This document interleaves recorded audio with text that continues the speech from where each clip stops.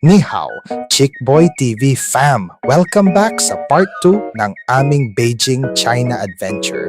Kung napanood niyo ang part 1, kasama namin kayong nag-food trip sa authentic Chinese cuisine, namasyal sa Tiananmen Street at Beijing Fun, nakilala ang super cute na giant pandas, at naglakad sa makasaysayang Tiananmen Square at Forbidden City. Siyempre, nagtapos ang araw sa isang world-class acrobatic show. Pero hold on, mas exciting ang adventure natin ngayon. Aakyatin na natin ang Great Wall of China, bibisita sa Universal Beijing Resort at i-explore ang napakagandang Summer Palace. So tara na, let's continue our Beijing adventure. Pwede sa chick, pwede sa boy. Chick Boy TV.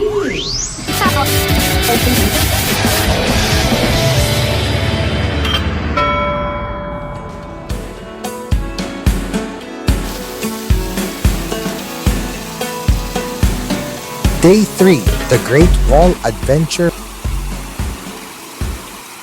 Mandatory stop muna sa Ranbo Jade Gallery, one of the 2 jade manufacturers na pinuntahan namin. Dito sa Ranbo, ginawa ang jade para sa Beijing Olympic medals. Ang daming natutunan tungkol sa kahalagahan ng jade sa Chinese culture.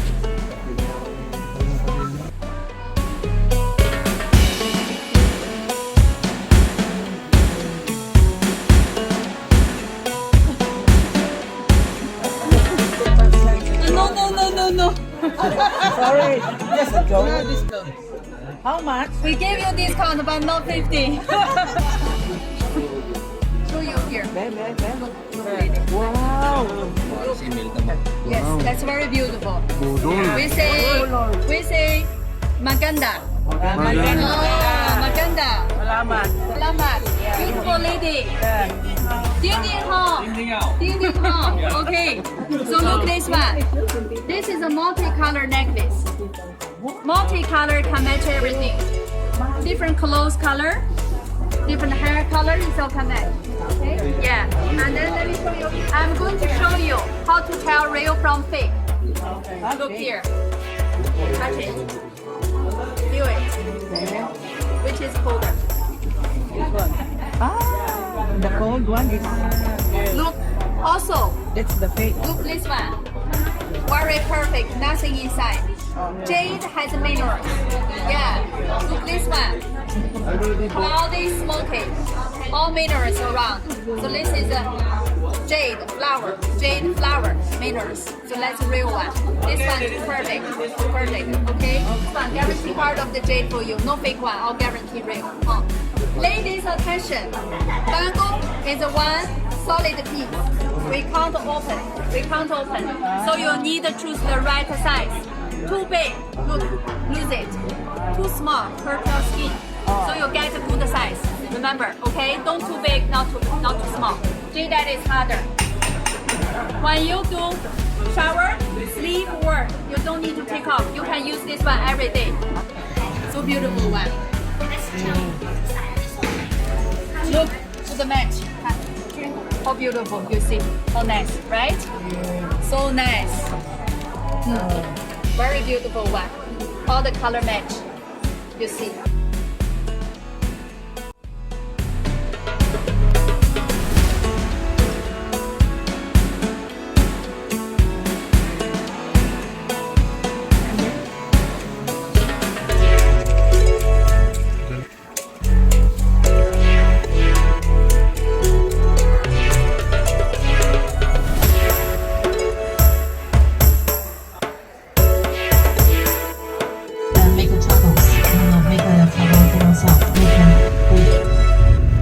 And finally, ang isa sa mga pinaka-aabangang bahagi ng trip namin, ang Great Wall of China. 25, we can have just if you don't want to climbing a lot, just standing on the wall takes 300 different size.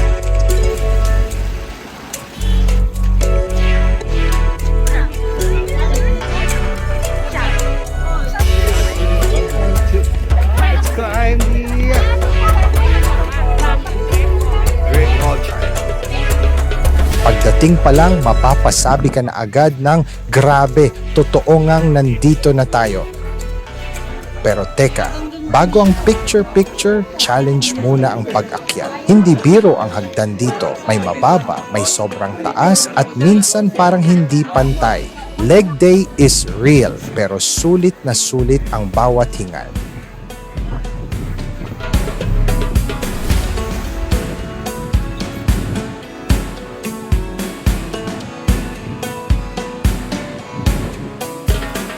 Teka.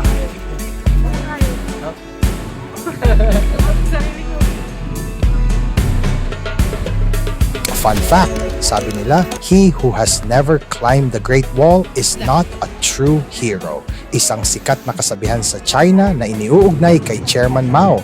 Kaya syempre, game na game kaming umakyat. Pero habang paakyat, parang ang iniisip na lang namin, hero nga, pero pwede bang may elevator? Pero sa totoo lang, bawat hingal at bawat hakbang ay sulit. Pagdating sa taas, mapapatingin ka na lang sa napakahabang pader na tila walang katapusan. Doon mo mararamdaman kung bakit isa ito sa pinakadinarayong landmarks sa buong mundo. Ang ganda.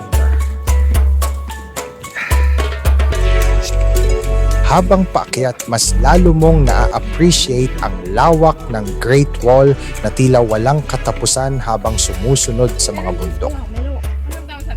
This is Great Wall.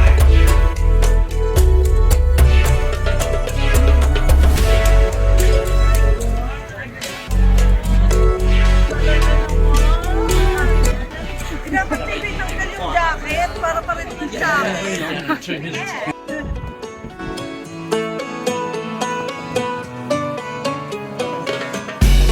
Habang nakatayo kami roon, napaisip ako, hindi lang pala ito bucket list destination.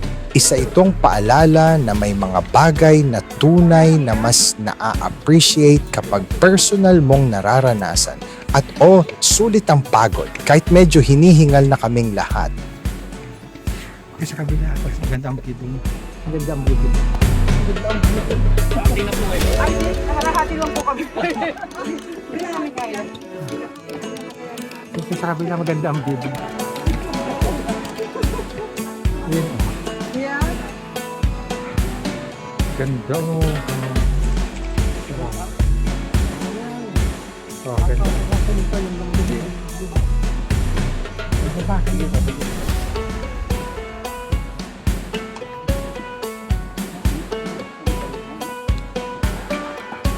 Wow! Mission accomplished after conquering the Great Wall of China.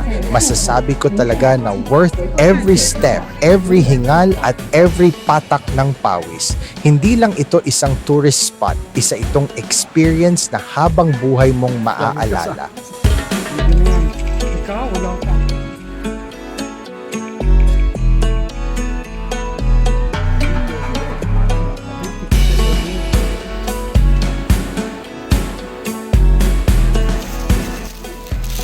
Late lunch pagkatapos ng hiking bago dumaan sa iconic Bird's Nest Stadium.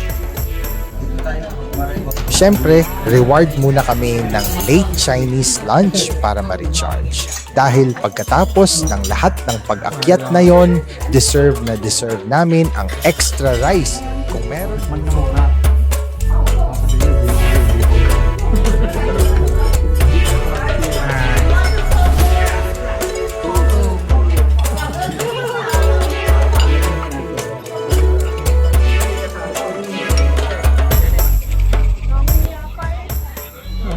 Ang next stop, ang iconic Bird's Nest Stadium, ang world-famous venue ng 2008 Beijing Olympics.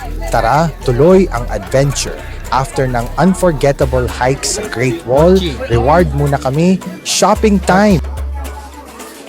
Siyempre, hindi pwedeng umuwi ng walang pasalubong. Konting souvenirs para may maiuwi sa pamilya at mga kaibigan. At siyempre, proof na talagang nakarating kami sa Beijing. Next stop ang iconic Bird's Nest o Beijing National Stadium na itinayo para sa 2008 Beijing Olympics. Fun fact, tinawag itong Bird's Nest dahil ang kakaibang steel design nito ay kahawig ng pugad ng ibon. Sa gabi, mas lalo itong gumaganda kapag umiilaw ang buong stadium. Hanggang ngayon, isa pa rin ito sa pinakakilalang landmarks ng Beijing at simbolo ng modernong China. Kahit sa labas lang kami nagpicture, ibang klase pa rin ang feeling. Parang bumabalik ang Olympic spirit. Dream big, aim high, at never give up. Ang venue ng Beijing 2008 Summer Olympics. Kahit sa labas lang, impressive na impressive.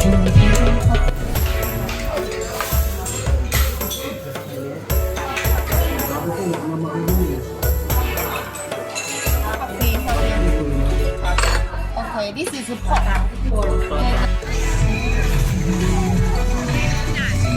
Day 4, Universal Beijing Resort. Pagpasok pa lang sa entrance, ramdam na agad ang excitement. Welcome to Universal Studios, Beijing! Bago ka pa makarating sa mismong theme park, dadaan ka muna sa Universal City Walk, isang lively area na puno ng shops, restaurants, cafes at souvenir stores. Para pa lang itong mini destination na pwede mong ikutan kahit hindi ka pa sumasakay sa rides. Kung mahilig ka sa shopping, naku, mapapatingin ka talaga sa kaliwat kanan. May official Universal merchandise, Harry Potter collectibles, Minions, Jurassic World, Transformers, at marami pang ibang movie-themed souvenirs. Parang bawat shop sinasabing, "Uy, pasok ka muna, tingin lang naman." Ngayon, handa na kaming pasukin ang isa sa pinakamalalaking Universal theme parks sa buong mundo. Let's go! At last, officially nasa loob na kami ng Universal Beijing Resort. Pagpasok pa lang, goosebumps agad. Siyempre, unang stop namin ang iconic Universal Globe. Ito yung moment na mapapasabi ka ng, yes, nandito na talaga tayo.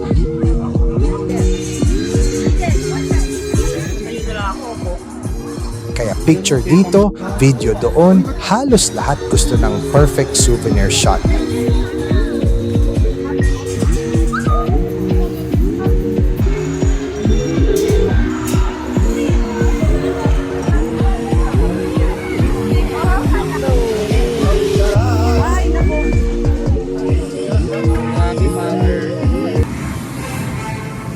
Tapos biglang nagsimula ang opening show, lights, camera, action, hosted by legendary directors Steven Spielberg at Zhang Yimou. Parang official welcome ito sa mundo ng Universal.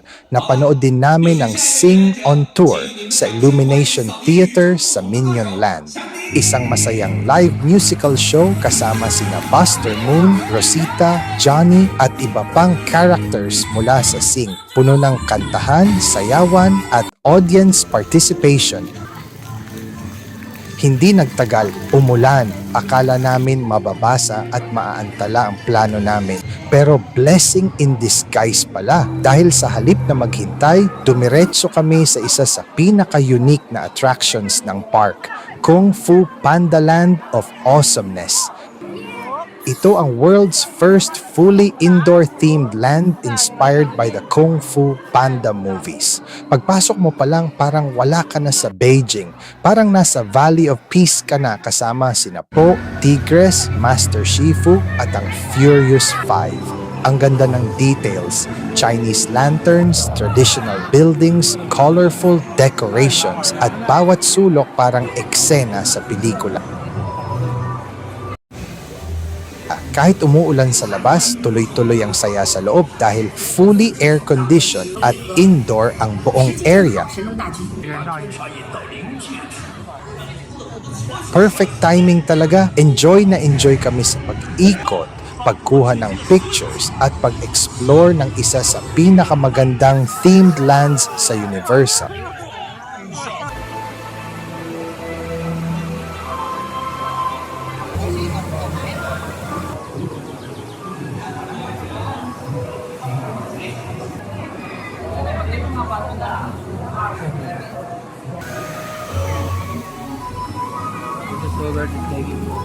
Universal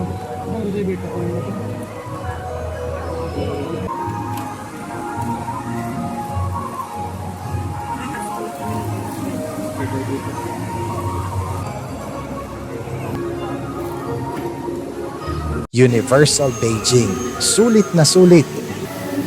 Pagkatapos naming mag-recharge sa Mr. Ping's Noodle Shop, oras na para sa isa na namang dream destination, the Wizarding World of Harry Potter. Hogging Lidau, Hogsmeade. Welcome to Hogsmeade, everyone.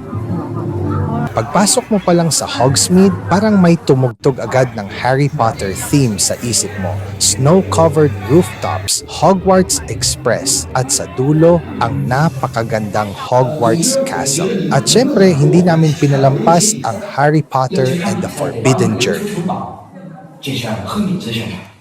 大家先去有求必应屋跟我会合。 Grabe, isa ito sa pinakakahanga-hangang rides na nasakyan namin. Hindi ito ordinaryong roller coaster. Gumagamit ito ng advanced robotic arm technology na magpaparamdam sa'yo na lumilipad ka kasama ni Harry, Ron at Hermione sa paligid ng Hogwarts. Habang nasa ride, makakaharap mo ang mga Dementors, Dragons, Whomping Willow at iba pang magical creatures. Sobrang immersive ng experience, parang ikaw mismo ang parte ng Wizarding World. Kahit muggle ka, paglabas mo, feeling mo graduate ka na ng Hogwarts. Universal Beijing Resort, hindi lang ito tungkol sa rides. Isa itong lugar kung saan buhay na buhay ang mga pelikulang kinalakihan natin. At sa bawat attraction, para kaming naging bida sa sarili naming movie. Day 5, the Summer Palace. Last day na agad, bumisita kami sa napakagandang Summer Palace. Dagdag lang ito sa itinerary namin pero sulit. Ang daming gardens, traditional Chinese architecture, at napakalawak ng Kunming Lake.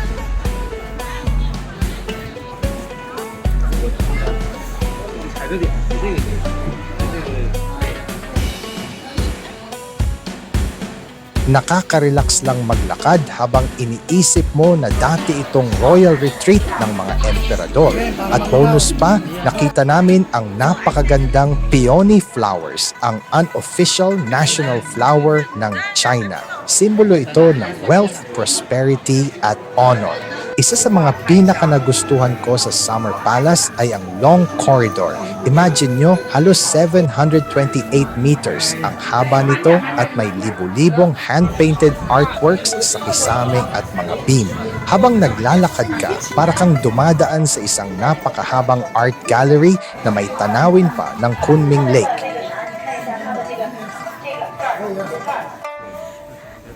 Ang Summer Palace, ang pinakamalaki at isa sa pinakamahusay na napreserbang Imperial Gardens sa buong China.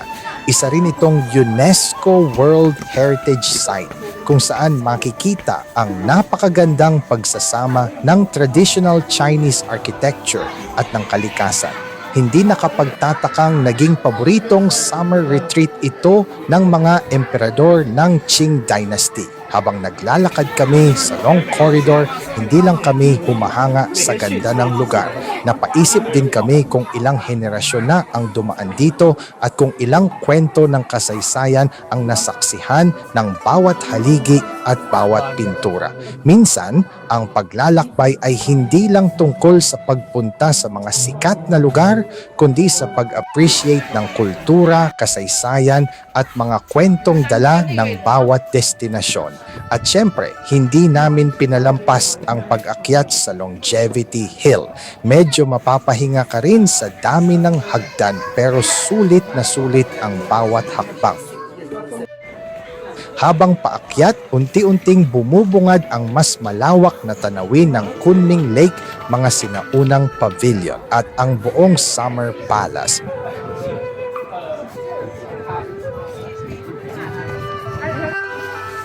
这是个啥呢？你看啊，皇帝。 Hãy subscribe cho kênh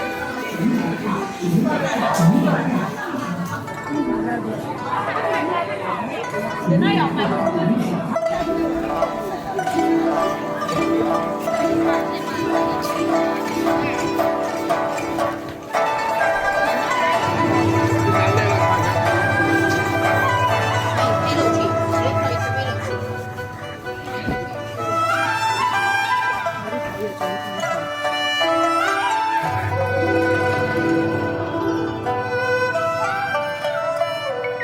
Bago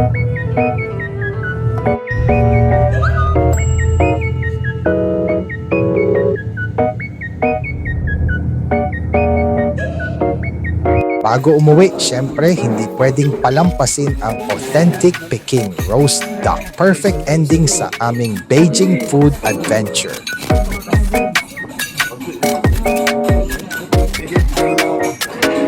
At ganoon kabilis natapos ang 5 araw naming adventure sa Beijing. Hindi lang kami nakakita ng famous landmarks, mas lalo naming na-appreciate ang rich history, culture, pagkain at ang warmth ng mga taong nakasalamuha namin. Mas masaya pa dahil kasama ko ang aking pamilya at mga kaibigan, Jella, Pete, Father, Kevin at Janet. Sabi nga nila, travel is always better when shared with people who make every moment memorable. Ako si Chickboy TV. Kung nag-enjoy kayo sa vlog na ito, don't forget to like, share, subscribe at i-click ang notification bell para sa susunod nating adventures. Chick Shay, Beijing. Hanggang sa muli, bye!